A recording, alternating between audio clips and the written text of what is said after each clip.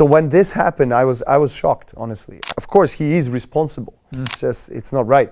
But the way the whole case was handled is so many red flags. Novak Djokovic rarely speaks without intention. And when he was asked about the recent doping case involving Jannik Sinner, his words were careful but impossible to ignore.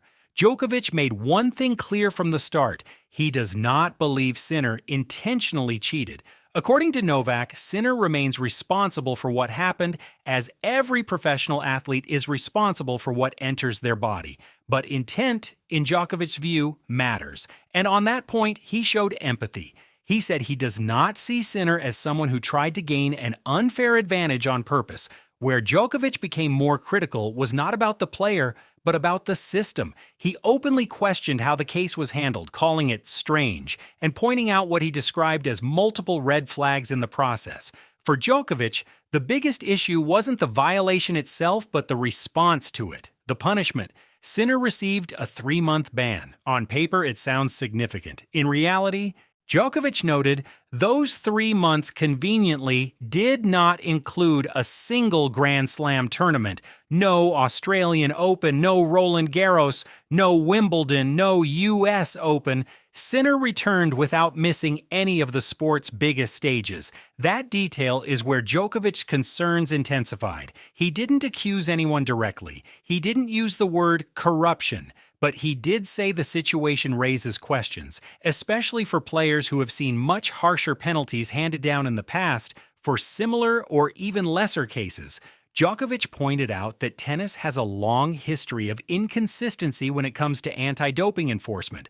Some players have been suspended for years, others lost entire seasons, careers were derailed. And yet, here was a case involving one of the sport's biggest stars resolved quickly and quietly, with minimal competitive damage.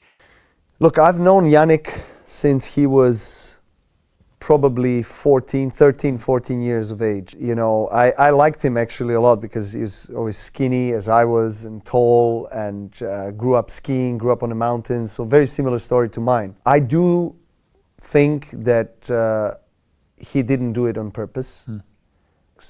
If he'd been number 500 in the world, I think he'd have been banned. That's exactly... Isn't that the reality? There is the lack of transparency, the inconsistency, the convenience of, you know, the ban coming, you know, between the slams so he doesn't miss out the others. It's just, it was very, very odd, very, very odd. And so I really don't like how the case was being handled, and you could hear so many other players, both male and female, who had some similar situations coming out in the media and complaining that it was a preferable I think that was treatment. Inarguable, yeah. Yeah.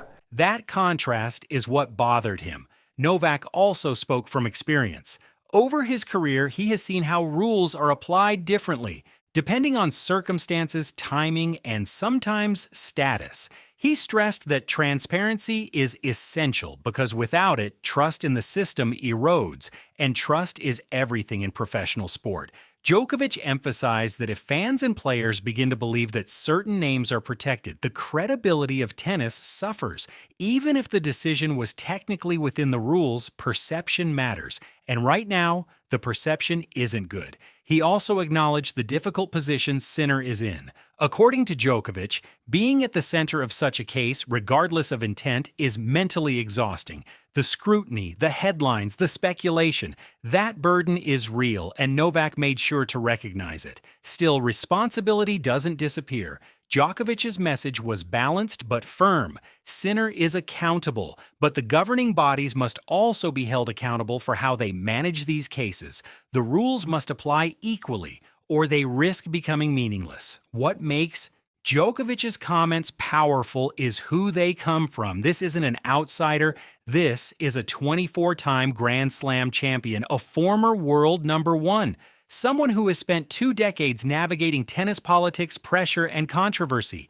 When Novak Djokovic says there are red flags, people listen. Whether anything changes remains to be seen, but one thing is certain: Djokovic didn't just comment on a case, He reopened a conversation tennis has tried to avoid for years, and once that conversation starts, it rarely ends quietly.